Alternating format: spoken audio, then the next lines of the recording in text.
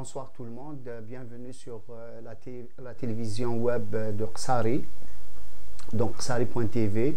C'est notre deuxième émission, toujours dans le cadre d'une tentative de compréhension un peu des programmes de contre-radicalisation, mais au travers d'un voyage qui a été donné à notre frère Lamine Foura de faire aux États-Unis à l'invitation du gouvernement américain.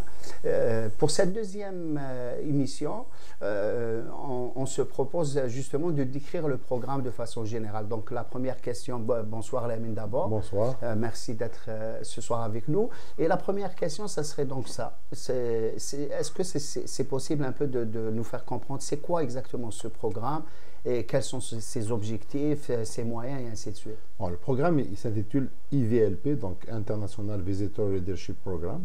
Il a été établi aux États-Unis après la Deuxième Guerre mondiale comme un moyen, je dirais, de communication avec le monde. Les Américains sont connus d'être très fiers de leur modèle dans tous les domaines. Donc, ils ramènent des gens qui peuvent être influents à des niveaux différents dans leur société. De différentes régions du monde. Exactement, pour partager avec eux les expériences américaines dans le domaine scientifique, sportif, intellectuel, radicalisation politique. Ils ramènent des journalistes.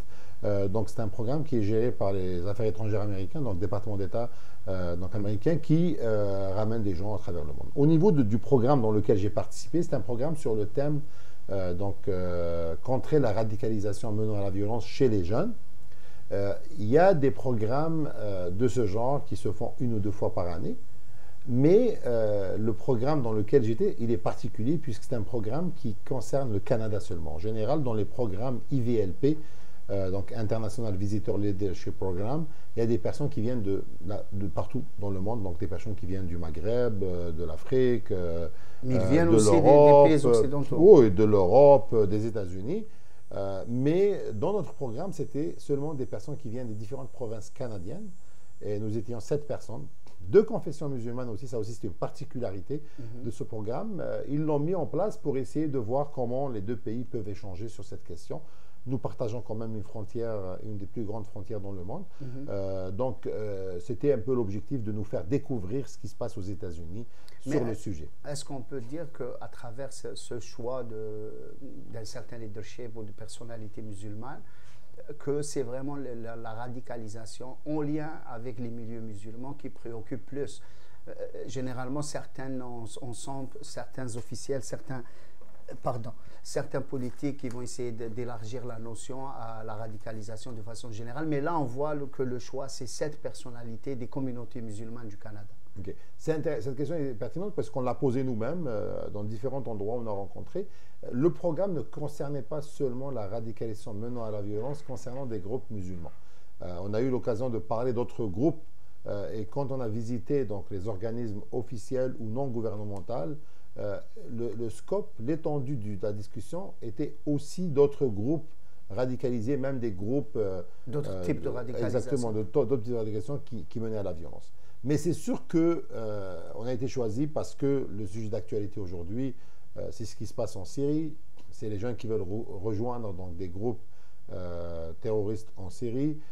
On avait aussi des personnes issues des communautés somaliennes. On sait très bien que les Shabab aussi ont fait du recrutement au sein des communautés somaliennes à travers le monde, en Amérique du Nord aussi, il y a quelques années. Donc oui, je peux dire que les 2 thèmes étaient complémentaires. On parlait d'un terme général qui est donc la radicalisation chez les jeunes, mais on visait aussi ce qui se passe au niveau de l'actualité, des jeunes attirés par des groupes qui ont une idéologie musulmane. Donc c'est très bien, tu allais commencer un peu à nous présenter les 7 personnalités, de façon générale, quelle province? De façon générale, donc il y avait une personne d'origine kosovare qui venait, je ne vais pas donner les noms, mais c'est bien sûr, c'est plus les ouais, régions. Exactement, c'est un réfugé donc, qui s'est installé, qui est président de la commission des droits de la personne dans le Labrador, donc dans sa province. Il y avait un imam de la communauté Ahmadi qui vivait actuellement, qui est installé à Montréal et qui a vécu à Toronto, qui a vécu à Montréal. Il y avait moi. Il y avait donc une personne aussi d'origine, l'imam était d'origine pakistanaise. Okay. Il y avait quelqu'un d'origine somalienne qui vivait à Ottawa, qui travaillait au niveau les programmes de prévention de la délinquance des jeunes. Il y avait donc une jeune fille très dynamique aussi, somalienne aussi, qui vivait à Toronto. Il y avait un imam dans une prison donc, qui offrait des aumônier. services, un aumônier qui présentait des services religieux d'origine jamaïcaine, donc un converti aussi. On avait une autre femme aussi qui venait de la Colombie-Britannique. Donc une diversité entre sunnites, chiites, entre les différentes, je dirais, écoles musulmanes avec des backgrounds aussi différents par rapport au pays d'origine. C'est très bien. Donc vous avez été invité, vous partez aux États-Unis. Est-ce qu'on peut commencer un peu? Donc le programme en général, tous les programmes international, donc Visitor Leadership, commencent par Washington parce que c'est surtout pour comprendre le système politique américain et aussi pour rencontrer des officiels sur le sujet. Donc c'est les départements. Ce qu'on appelle départements, c'est les ministères dans le gouvernement américain. Une semaine donc à Washington, on est parti à Riverside, en Californie, qui n'est pas très loin de San Bernardino, où là il y a eu l'attentat au mois de décembre 2015. Donc c'était 4-5 jours là-bas. On est parti à Chicago, une ville, une très belle ville, mais aussi qui a connu beaucoup de violences urbaines. Donc une ville où la violence a été traitée par plusieurs spécialistes. Ça nous a donné l'occasion de rencontrer donc des gens qui travaillent sur la question de la violence et de la radicalisation. Une violence locale, pas nécessairement musulmane. Non, mais on parle d'une violence essentiellement. Il y a beaucoup de meurtres qui se passent à Chicago. Exactement, à Chicago. Donc, ce qui fait, c'est une ville qui a fait face à la question de la violence. Donc, c'était aussi une expérience intéressante. Comment les Américains ont traité, dans le cas du Chicago, la question de la violence. Et après, on est parti à Atlanta, une ville particulière, parce que c'est une ville du Sud, mais c'est une ville qui est à gauche, démocrate, dans un État très conservateur, qui est la Géorgie.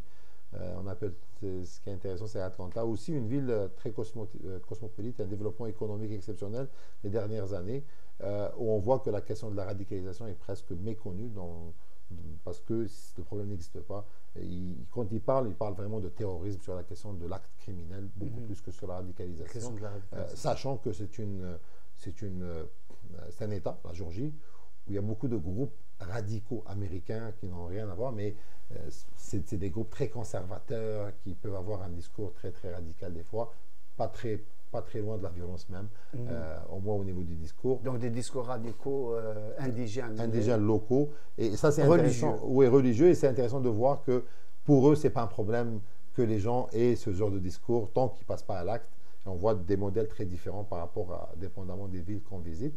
C'est cette diversité, je dirais. Aussi, le fait que les groupes viennent de différentes provinces canadiennes, ça a donné aussi une dynamique de discussion, de convergence et de divergence. Entre l'équipe. Entre nous, parce que, sincèrement, moi, j'ai senti une autre fois la singularité du Québec sur la question des valeurs communes, où on voit que le multiculturalisme canadien est très ancré dans la tête des gens qui ont fait avec moi le voyage, où pour eux, l'existence même de valeurs communes est un concept qui n'est pas tangible. Pour eux, c'est normal que les gens vivent dans un contexte multiculturel où plusieurs cultures se côtoient sur le domaine économique, mais qui restent quand même réfractaires sur le côté culturel. Ce qui n'est pas le discours dominant au Québec, même chez les fédéralistes. Même les fédéralistes québécois, aujourd'hui, ne disent pas que... Il n'y a personne, à part dans les faits, mais dans le discours, il n'y a personne qui est pour le multiculturalisme au Canada. Au Québec, tout le monde est dans l'interculturalisme, dans lequel on a une culture commune, qui est en interaction avec les nouvelles cultures qui s'installent au Québec. Donc on ne parle pas de cohabitation, mais d'interaction entre les cultures. C'est-à-dire les personnes qui venaient des autres provinces étaient beaucoup plus ouvertes à la pluralité. Mais je dirais que ce n'est pas une question d'ouverture à la pluralité, mais pour eux, c'était le multiculturalisme canadien qui, on le voit clairement qu'au Québec, on est un peu loin de ce modèle-là, tout en étant loin, bien sûr, du modèle français d'assimilation. C'est très bien. Donc, vous arrivez, la première étape, c'était Chicago, avec Washington. Avec Washington, c'est ça. Donc, première étape. Washington, escale, c'est Californie, Washington. Chicago, et après on est parti à Atlanta.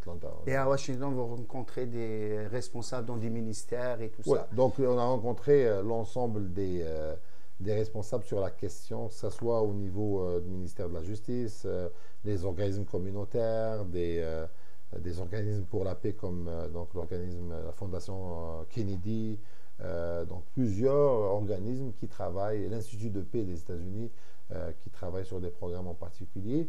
Ce qui était intéressant dans cette phase-là, qu'on va peut-être aller plus dans le détail dans une émission juste sur la phase de Washington, mais ce que je veux dire, c'est que c'est la fondation de la politique américaine sur la question des valeurs, sur la question du droit à l'opinion, du droit de la religion, qui, à partir de cette fondation, on comprend mieux le modèle américain pour contrer la radicalisation. Et j'ai trouvé très bénéfique donc, cette période qui m'a fait, en fin de compte, qui m'a plus éduqué sur le système politique américain. Je suis sûr qu'au mois de novembre, donc bientôt, je vais beaucoup mieux comprendre et suivre les élections américaines que toutes les fois où j'ai suivi donc, les soirées électorales, parce que je comprends beaucoup mieux comment ça se passe. Comment ça se passe et aussi la dynamique de pouvoir qui existe aux États-Unis, qui est très différente de ce qu'on peut retrouver au Canada.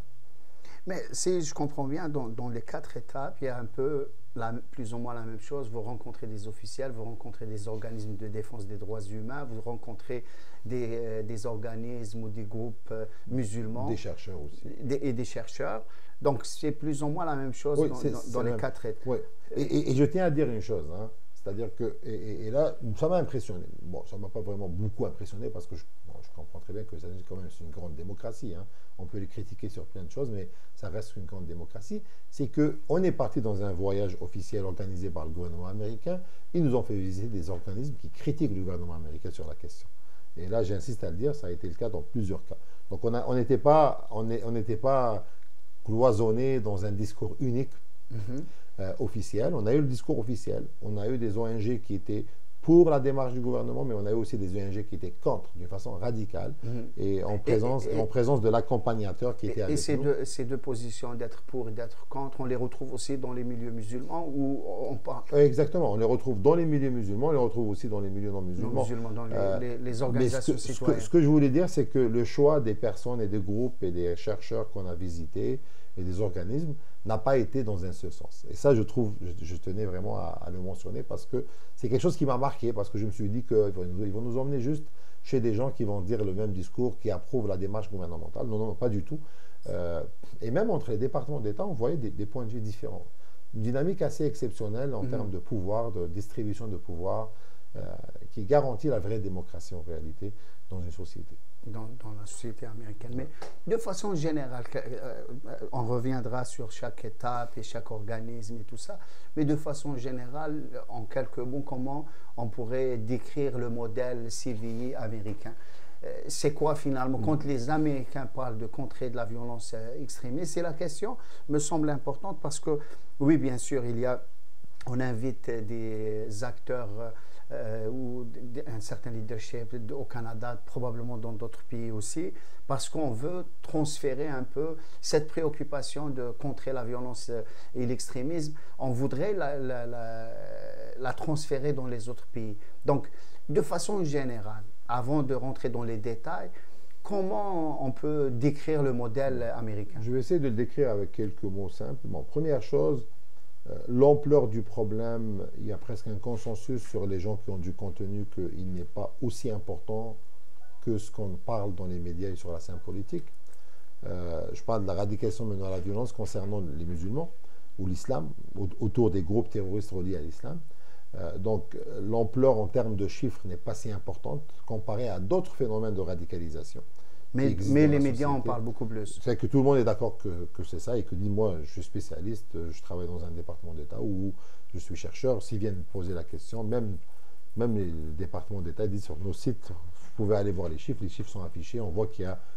le phénomène existe, c'est un problème, mais ce n'est pas le premier problème des États-Unis par rapport à d'autres groupes radicaux internes qui peuvent être un problème sur la sécurité publique à moyen terme. Donc tout le monde est d'accord presque sur ça.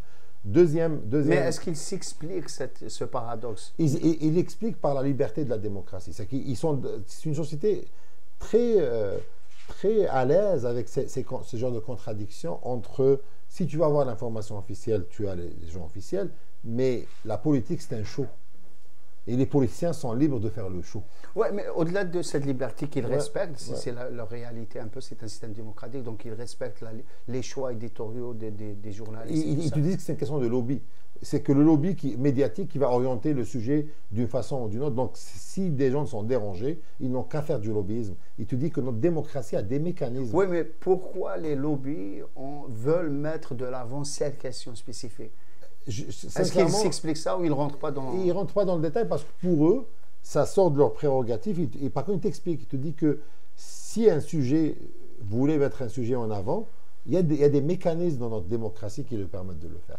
Et nous, en tant que chargés du dossier, on n'est pas censé de rentrer dans ce débat-là parce que ce n'est pas notre job. Notre job, c'est de donner aux responsables, aux décideurs qui vont vraiment décider l'heure juste. Et là, on donne cette heure juste.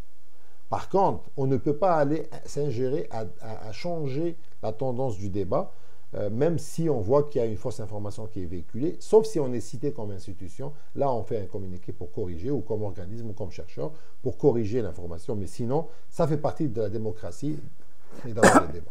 Et je m'excuse. Ça fait partie de la démocratie, on respecte un peu le jeu démocratique et puis le lobbying qui fait en sorte qu'une question qui n'est pas nécessairement, objectivement parlant, très importante, va avoir une certaine ampleur médiatique. On peut comprendre ça, mais est-ce que cette ampleur médiatique qu'ils savent, eux, ne pas refléter la réalité objective, va influencer les politiques qu'ils mettent en place? Parce que la question, c'est, sans vouloir changer... Leur réponse est non.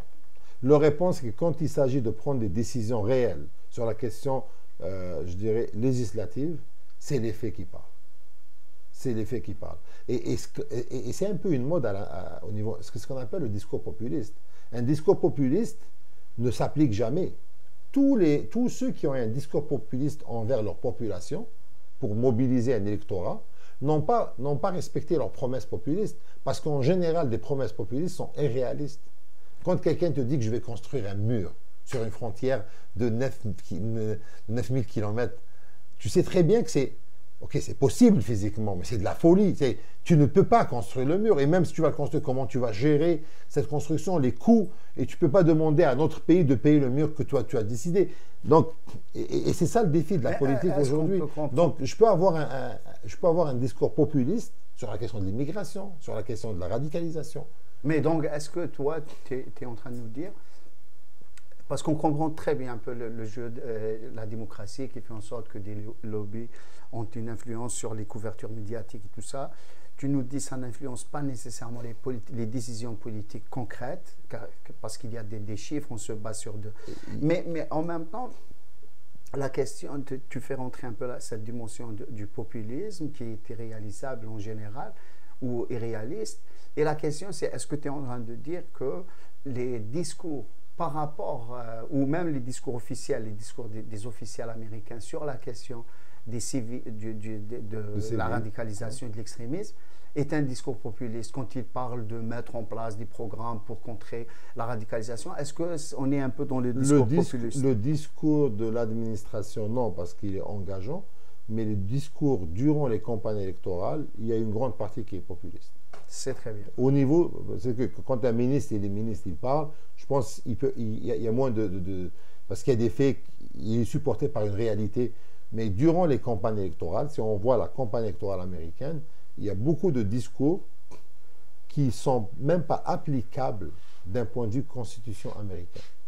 Ils sont anticonstitutionnels. Et là, on parle d'une constitution qui a un pouvoir terrible sur la société. On ne parle pas d'une constitution qui peut être changée comme dans certains pays. C'est une constitution qui a un pouvoir très important. Et on reviendra dans l'émission, on parlera de la semaine de Washington où je vais expliquer ce qu'on nous a expliqué par rapport au système américain.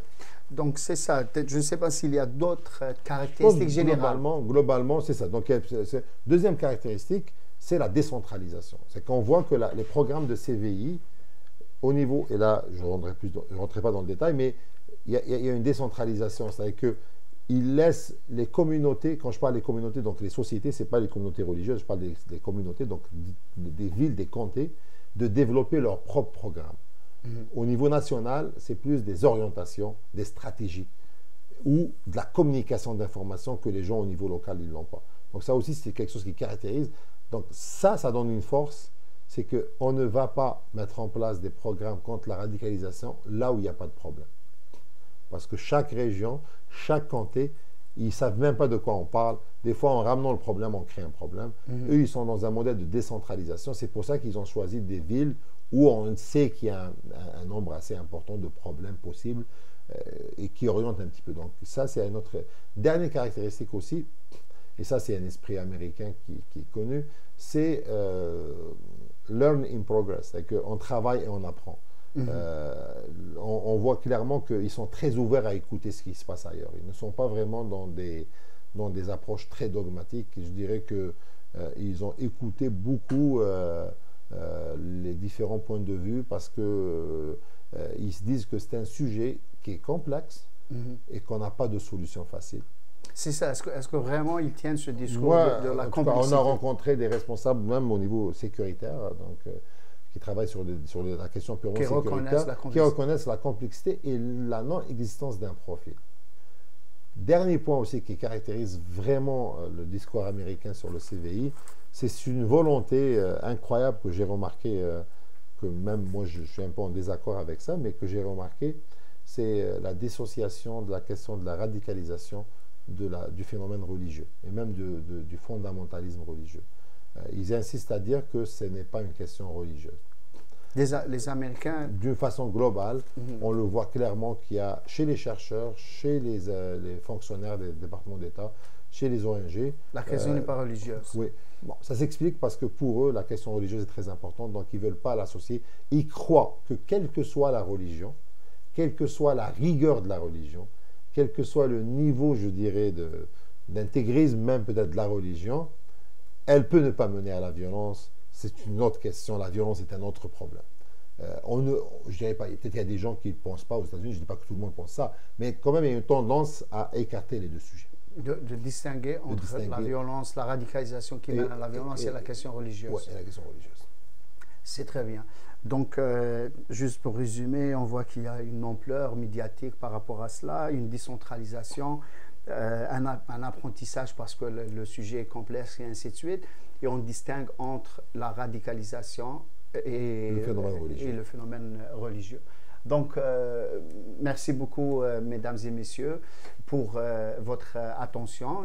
On va revenir sur toutes ces questions en détail en faisant un peu les villes une à une qui ont été visitées par Lamine Fourla dans le cadre de ce programme, avec toujours l'objectif d'essayer de mieux comprendre ce qui se passe aux États-Unis, parce que ça a une influence un peu partout dans le monde et donc au Canada, et en même temps d'essayer de retenir un certain nombre de leçons. On le fera peut-être dans une étape ultérieure, d'essayer de tirer les leçons pour ce qui se passe ici au Québec et au Canada. Donc, merci beaucoup et bonne soirée à tout le monde.